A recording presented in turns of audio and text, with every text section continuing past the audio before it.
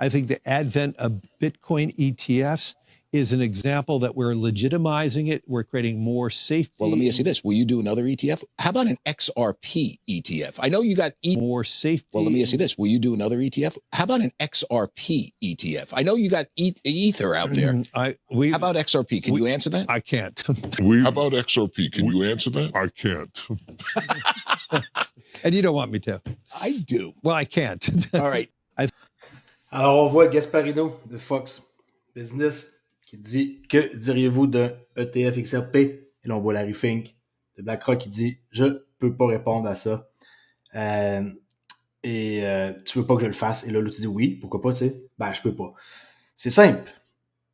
On sait tous que XRP va être un prochain ETF, OK? Et il peut pas parler. Il peut pas, et c'est normal. Puis, ça a toujours été comme ça quand les affaires importantes vont arriver un jour dans quelque chose. Silence radio le plus possible. Mais il y a des journalistes qui essaient toujours d'en savoir plus. Mais en tout cas, préparez-vous que c'est un truc qui va arriver, comme qu'on a vu avec Bitcoin. Si vous ne connaissez pas encore, Crypto Ali, le seul youtubeur qui parle en français et qui fait des vidéos sur XRP à chaque jour et qui est québécois, ma parole. Pas mal sûr qu'il n'y a pas d'autres Québécois qui font ça, à part moi. Il y a juste moi qui est assez fou pour faire des vidéos de XRP pendant 3 ans. Bon, ça va faire plaisir à du monde hein, qui me déteste. Alors, ouais. Ben, quand je crois à quelque chose, je fonce et je lâche pas le morceau. OK? C'est comme ça que je vois les choses. Et j'ai toujours été de cette façon-là, ce genre de personne-là. Quand je veux quelque chose et que ça m'intéresse, je viens en parler pour le faire découvrir au plus de gens possible. CoinGecko, avant d'aller voir le prix du XRP, ça, c'est le portefeuille que vous avez choisi. 75 crypto-monnaies différentes. On a mis 7500 $, qui est 100 $ dans 75 projets. Et on est présentement à profit de 2500. On a décollé ça le 23 novembre dernier, qui est 2023. Présentement, la plus grosse performance côté, plutôt la crypto qui a le plus fait de profit à ce jour est SEI, avec 258. On a mis 100 et on a fait 158. OK? Kudos, qui performe bien. Polka Starter, Injectif, Autonolas, Astar. On a fait aussi 124 $ avec 100 pièces d'investissement. Alors, est-ce qu'on a été chanceux? Ben, je pense qu'on a investi dans le bon moment, simplement. La chance, des fois, ça l'aide. Mais on a investi avant que le bull run commence. On va voir qu'est-ce qui va se passer avec ce portefeuille-là dans une année. OK? En 2024, 23 novembre. 1,77 trilliards. Bitcoin toujours dominant, mais en baisse. Ethereum, 17,2. Le gaz, que j'en parle plus jamais, là, 27, ce qui est quand même raisonnable. Mais, contrairement à d'autres technologies du style XRP Ledger, c'est quand même voleur. Et qu'on sait que avec le XRP Ledger, une transaction, il y a 4 zéros après la virgule. Okay, avec, mettons, un 3 après. Alors, 4 zéros avec un 3 ou un 4, peu importe, là, ça change. C'est ça que c'est pour faire une transaction. C'est assez dur à battre quand même, n'est-ce pas? On continue. On protège sa crypto, très essentiel. J'en parle maintenant au début de mes vidéos. Comme ça, ceux qui n'écoutent pas jusqu'à la fin, au moins, ils vont avoir la chance de pouvoir protéger leur crypto. J'en dis pas plus que ça. Allez voir sur mon forum Discord ou dans la description de chaque vidéo. Pour économiser de l'argent, il y a des frais de shipping, bien sûr, qu'il faut additionner et des frais de douane. Un kit de 1 ou un kit de 2 ici, à vous décider. Bon, avant de tomber dans les articles que je vais vous montrer, on va aller voir ma théorie du time and price. Et s'il y en a qui s'en souviennent pas, j'ai publié ça il y a plusieurs semaines, je sais pas combien de mois, ok. Pas 6 mois par exemple, c'est assez récent la vidéo que j'ai faite, mais on voit que la ligne qui est ici, c'est pas une ligne au hasard que j'ai tracée pour faire beau, là, la ligne 1-1, cet angle-là, on est en monthly. Tant qu'on ne descend pas en bas de 1-1, je suis pas inquiet. On a un fort support à partir de janvier 2023, OK? Ça fait une année qu'on a un très fort support à partir de là. Exactement. OK? On a même monté plus haut, mais il faut qu'on tienne la 1-1. Idéalement, il faut monter plus loin dans d'autres lignes. Et le top of the top, ça serait qu'on monte sur cette ligne-là que j'ai appelée, simplement, j'ai inventé cette ligne-là, le Jao Line. Pour ceux qui savent l'histoire, c'est les membres de ma famille, qui est les 4 prénoms. Si on monte en haut de ça, là, les prix, ils vont décoller vraiment beaucoup. Comme on peut voir, par exemple, l'augmentation qu'on avait eue ici en 2018, on avait connu 1379% d'augmentation. Ici, on a connu en avril 2021 248 avec un 263 avant. Et là, quand on va connaître une autre expansion, ça devrait être dans les cycles que vous voyez. Okay, septembre 2023, c'est un cycle. Et on avait une opportunité en or d'acheter du XRP dans les eaux d'environ 51 centimes, qui est ici. Le prochain cycle, il est en mai 2024. C'est écrit ici, là, si je tasse ma souris, qui est 2024, on voit mal, là. Alors, mai 2024, c'est un autre cycle. Alors là, présentement, on est dans le cycle de septembre à mai. Par la suite, de mai à janvier 2025.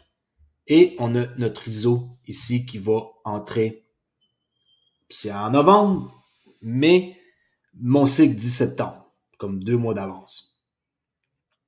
Okay, c'est pas précis non plus au jour près, là. Cette façon-là que j'ai de voir les prix futurs. Et mai 2026, j'ai été à cette date-là. Et ça ne dit pas le prix nécessairement sur cette charte-là, mais je peux faire des projections avec des expansions, un peu comme j'ai fait avec Hedera Hgraph dans une vidéo ancienne. Mai 2026 devrait être un endroit très intéressant pour commencer à réfléchir à vendre nos XRP. Mais si j'irais plus loin et que je continue à tracer des cycles, on peut tout savoir. Regardez, comme par magie. Le prochain cycle va être en janvier 2027, septembre 2027. On peut aller loin de même.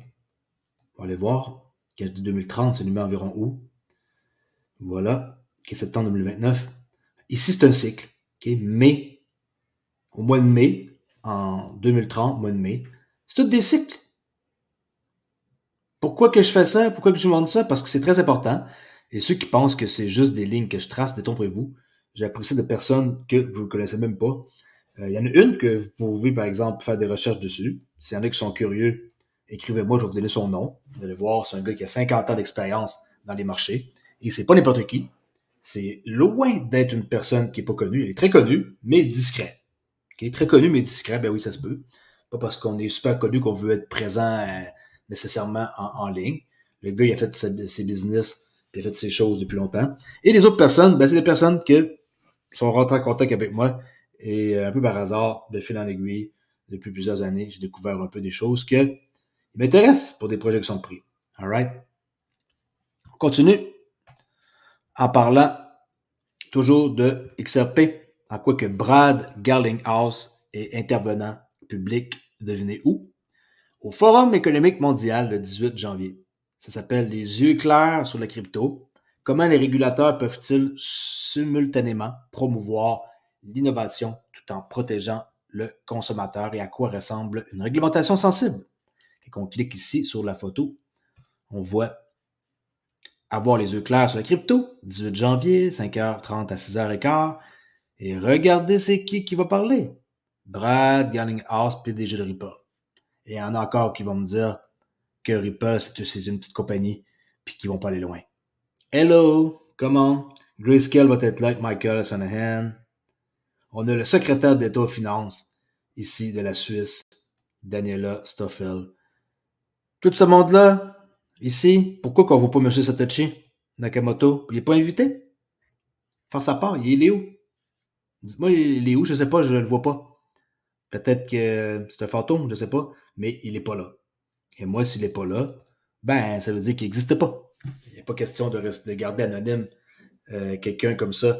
Inquiétez-vous pas que si le gouvernement, il voudrait trouver c'est qui, ils le trouveraient. Ils ont trouvé Ben Laden, qui est caché dans une caverne, quelque part. Ils vont trouver facilement Satoshi Nakamoto s'ils veulent. Ils veulent pas le trouver parce qu'il n'existe pas, puis c'est leur pure invention, puis c'est la NSA. À un moment donné, il faut arrêter de penser que c'est une personne qui a créé ça chez eux, là, puis que c'est un génie. Le génie, c'est le gouvernement.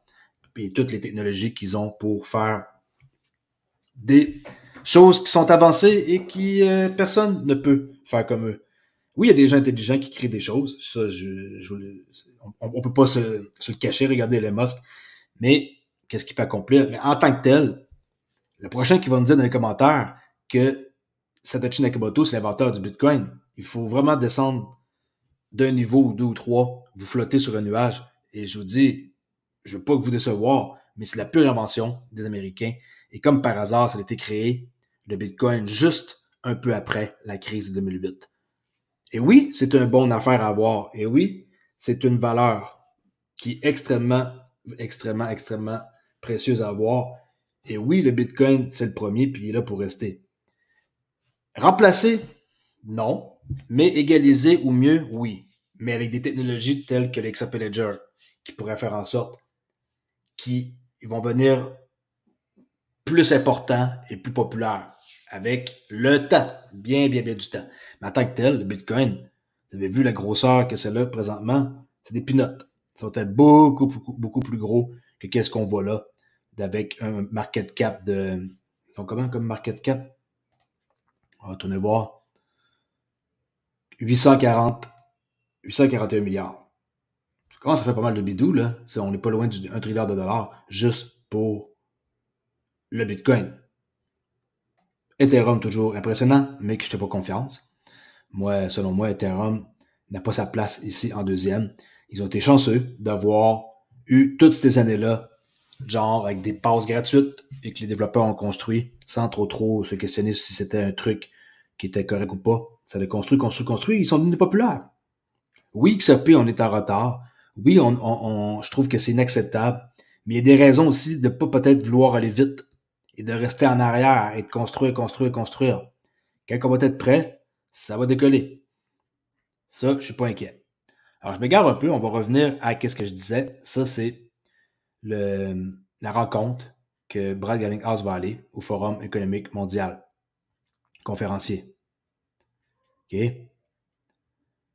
Alors, je répète la question. Comment les régulateurs peuvent-ils simultanément promouvoir l'innovation tout en protégeant les consommateurs et à quoi ressemble une réglementation sensée? Il ne va pas là pour prendre une tasse de café, là. Il va là pour faire des poignées de main puis confirmer encore plus qu'est-ce que tout le monde sait quand on fait nos devoirs. Je monte un autre document et cette fois-ci, s'il vous plaît, écoutez, 3 septembre 2015. 3 septembre 2015. Ça fait comme quasiment 9 ans. Pourquoi nous avons besoin d'une norme commune pour le transfert de monnaie électronique? Je vais lire un petit peu le reste, je partagerai le lien. Du système de troc aux pièces d'or en passant par les chèques de papier, les améliorations apportées aux outils et technologies facilitant les paiements ont eu un immense impact sur la société tout au long de l'histoire. Après tout, les mouvements d'argent sont le carburant qui alimente l'économie mondiale. Mais au cours des dernières décennies, les progrès semblent s'être arrêtés.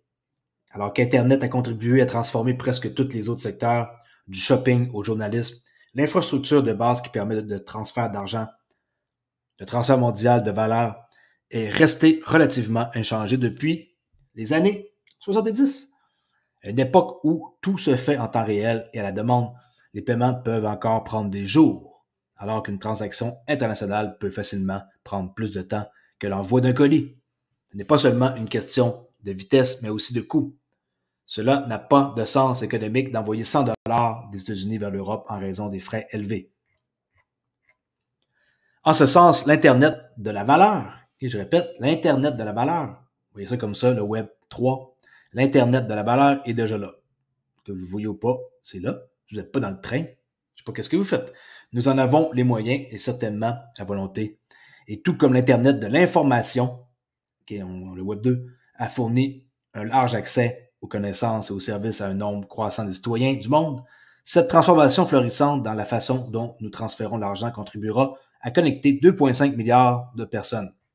Là, on parle d'un article fait en 2015, septembre 2015, qui parlait déjà de connecter 2,5 milliards de personnes qui n'ont toujours pas accès à l'économie traditionnelle tout en servant comme plateforme pour de nouveaux modèles commerciaux, innovations inédites. Nouveaux modèles commerciaux égale la technologie de Ripple. OK? Comme par exemple Ripple Paiement, que maintenant c'est comme ça qu'il s'appelle, là. Il s'appelle plus ODL. Ripple Paiement, ça, la techno, elle est là. Et il faut investir dans le protocole. Dans le protocole, OK? Protocole égale argent. L'argent, elle est dans le protocole. Essayez de créer qu'est-ce que Ripple ont créé. Bon courage, ma parole. Vous n'arriverez jamais, mais jamais, jamais à réussir à créer quelque chose comme eux. Et encore bien moins d'avoir des partenariats comme que eux ont. C'est un article que je trouve que c'est intéressant parce que ça fait du sens. Et vous aurez lire la suite et des statistiques avec des liens qu'on peut le cliquer. Comme par exemple la Finlande avec l'Australie, les États-Unis, la Banque centrale européenne, McKinsey, de la Banque Santander, aussi la Banque Santander, la Deutsche Bank. Si vous cliquez, ça l'amène à d'autres endroits. Alors, par exemple, vous êtes intéressé à savoir quelque chose sur la Banque centrale européenne pour les paiements, vous cliquez ici et ça va vous amener à le site qui, ici, il y avait une erreur ou un article. Ça ne fonctionne plus. Ça fait des liens qui datent de longtemps. Oups, j'ai perdu ma page. Alors, je mettrai dans la description le lien pour retourner voir l'article sur le World Economic Forum. Publication de 2015. All right? XRP. Le prix. 57 cents 90. Qu'est-ce que j'aime? Je vais vous le montrer. Je change un peu mes affaires ici pour qu'on comprenne mieux. Discount premium. On a cassé un swing high et on a présentement un swing low. Qui est le 1, c'est le swing high, le 2, c'est le swing low. Et on a cassé ça aujourd'hui. Alors pour moi, c'est achat.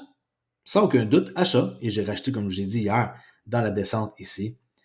Et je vais vous montrer quelque chose que je ne montre jamais. Okay? Je ne parle pas d'un fair value gap. Je parle d'une inversion fair value gap. Okay? Un IVFG. C'est mon mentor qui en a parlé. Là, c'est pas moi qui l'ai inventé. C'est ICT, mon mentor. Ceux qui ne savent pas c'est qui, ben, allez voir c'est qui. Inner Cycle Trader. Alors, daily inversion fair value gap, c'est pas compliqué. C'est quand on a un fair value gap et qu'on en a un autre à droite. Et que quand le prix va aller au-dessus, comme par exemple la mèche ici, le low, quand le prix va fermer plus haut, lui ici devient invalide. Okay? À cause de celle-là qui n'est pas tenue. Mais on en a un autre entre le 11 et le 13. Alors, un inverse fair value gap, quand on franchit ça ici, c'est bullish. Mais moi, en plus de ça, j'incorpore un swing high qui est cassé qu'un swing low qui est cassé aujourd'hui. Ça tient encore plus la route. Et on a un order block que oui, il n'a pas tenu, mais il est pareil là. Et il est important parce que c'est un daily. Quand vous avez des doutes sur quelque chose, par exemple, c'est pas trop sûr, c'est pas très clair, allez une unité de temps plus loin, en weekly. Et en weekly, vous allez avoir une meilleure idée de qu'est-ce qu'il y a. On voit très bien qu'en weekly, avec le XRP, on a ici pas mal de demandes. Okay? Tout ça, c'est deux fair value gap là. Alors ça ici, c'est une zone très très forte comme un support. Regardez, on baisse. On consolide. Ici, par exemple, c'est un peu dur à expliquer, mais c'est à cause fort probable de juste une purge. Okay? Au mois de janvier, on a une purge. Et c'est probablement une purge qui était nécessaire pour pouvoir mieux remonter. Il faut aller voir le jour exact. Ça, on regarde une chandelle en weekly. Si on va en daily, c'était, le 3 janvier. Alors, cette chandelle-là, du 3 janvier, est venue purger la liquidité vendeur vers le bas. Je ne vais pas trop m'avancer dans des choses plus compliquées. Mon but, c'était de vous montrer quand vous avez des doutes en daily et que vous êtes trader, allez voir en weekly pour confirmer que vous êtes présentement dans un support. Un gros support là, en bleu, un fair value gap, double fair value gap. Oui, il y en a deux de suite, mais c'est important. Tant qu'on ne baisse pas en bas de ça et qu'on ne ferme pas en bas de ça, c'est très, très, très bon signe que ça tienne la route. Sinon, ici, on aurait fermé plus bas.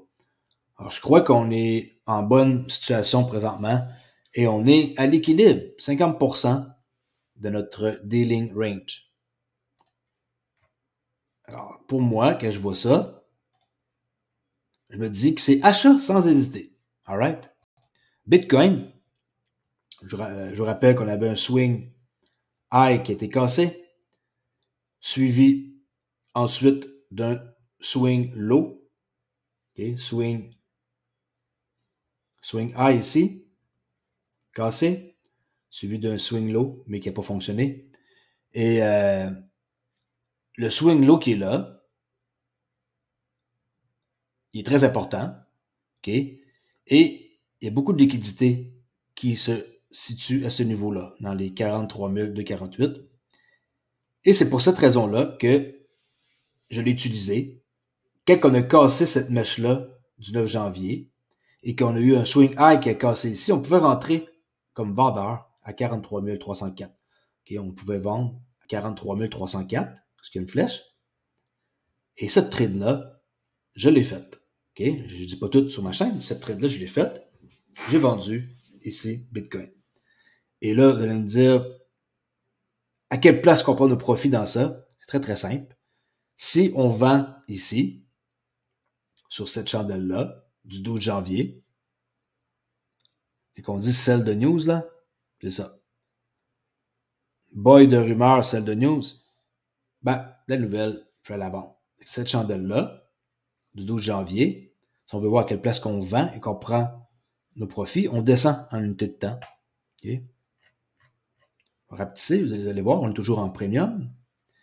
J'ai pris la trade en vendant en discount, c'est un peu plus risqué.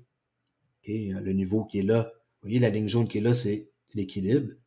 Alors oui, vendre ici, c'est mieux, mais je n'ai pas vendu ici. J'ai préféré être plus safe. Mais on est dans une zone discount, alors je dois être moins gourmand. Et où est-ce que je prends mes profits? Ben, partout entre mon entrée et la ligne blanche qui est là, qui a servi à faire mon dealing range. Les profits, on les prend où? On sort dans un fair value gap. Là, on regarde. Est-ce qu'il y en a des fair value gap? Pas vraiment. Il n'y en a pas. Par exemple, il y a beaucoup de liquidités qui résident à chaque swing low. Alors, si on n'en trouve pas et que moi, j'aime ça sortir dans un fair value gap, on va descendre en une unité de temps plus petit. Je vous rappelle, on est rentré ici, qui est le 12 janvier, dans les alentours d'à peu près midi. Qu'est-ce qu'on trouve? On trouve un endroit où est-ce qu'on peut sortir. Et est-ce qu'il y en a des endroits où est-ce qu'on peut sortir? Là, ça fait petit un peu à voir. Mais si on prend une trade ici, on ne voit pas non plus grand-chose. On peut le voir en 15 minutes. Vous allez comprendre que c'est plus dur à voir. Je vais me tasser. Par exemple, ici, il y en a un. OK? Ça n'est un léger. Regardez bien le prix. Quand que je vais bouger, vous allez voir. Voilà. Alors, on est rentré ici, le 12 janvier vers midi, dans les eaux de 44 000. Et on est sorti dans un fair value gap de 1 heure, de 15 minutes, excusez-moi, 15 minutes. Alors ici, de 43 303 à 42 513. Not too bad, non? Ça fait environ une trade de à peu près 1700. OK? Rentrer dans les eaux de 43 304 et vendre à peu près ici. Ce qui est quand même pas très mauvais, 3,88%. Il y en a qui ont de la misère à faire ça en un mois. On peut le faire en une trade. Là, c'est advanced stuff. Je ne vais pas faire peur à personne. Je ne suis pas trop censé parler non plus de trading sur la chaîne Crypto Ali. Si y en a qui sont intéressés au trading, juste venez faire un tour sur Discord Trader Ali, qui grossit de jour en jour.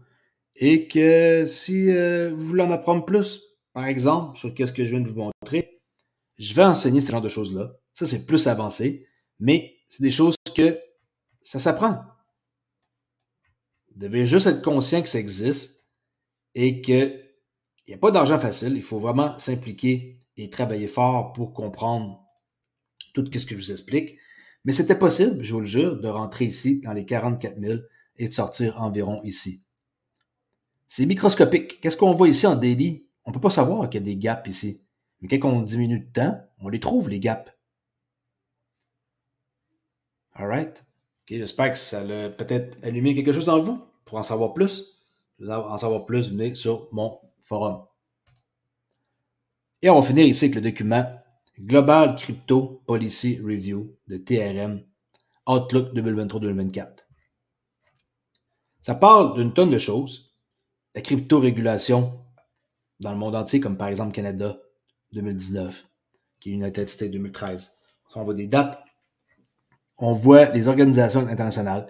G20, le FATF, Financial Action Task Force, tous ceux qui dirigent et qui font les frames. Financial Stability Board, toutes des entités importantes. IMF, ça je connais un peu moins ici, là. International Organisation de Sécurité Commission, je connais un peu moins. Côté Highlight 2023, par pays, on voit qu'est-ce qui s'est passé Argentine, Brésil, allez lire. Je mettrai le lien dans la description. C'est un document téléchargeable sur leur site plutôt. Ensuite, en Europe, vous pouvez aller voir qu'est-ce qui s'est passé aux Émirats Arabes Unis, United Kingdom, la Pacifique Asie. Là, on voit les organisations un par un. G20, FATF, Financial Stability Board. Et moi, je vais vous amener en bas du document. Ça, Canada, je l'ai lu tantôt. C'est la FinTrack. Nous, ici, qu'on a. OK. Financial Transaction and Report Analysis Center of Canada. Je vais vous amener en bas du document pour vous montrer quelque chose que je trouve intéressant.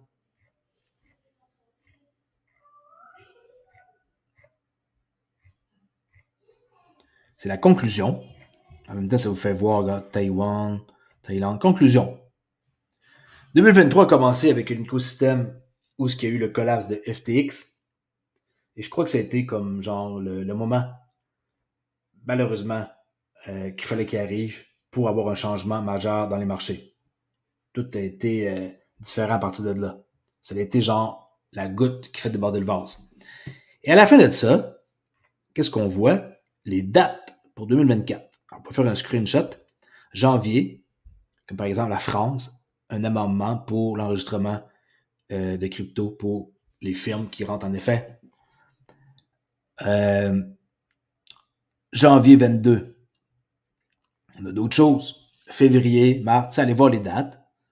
Et pour avoir un aperçu de qu'est-ce qui s'en vient comme moment important. Comme le 29 février, Hong Kong Stablecoin Consultation Close. C'est une date importante. Et vous pouvez en savoir plus. La date du 5 novembre va être un événement de ouf.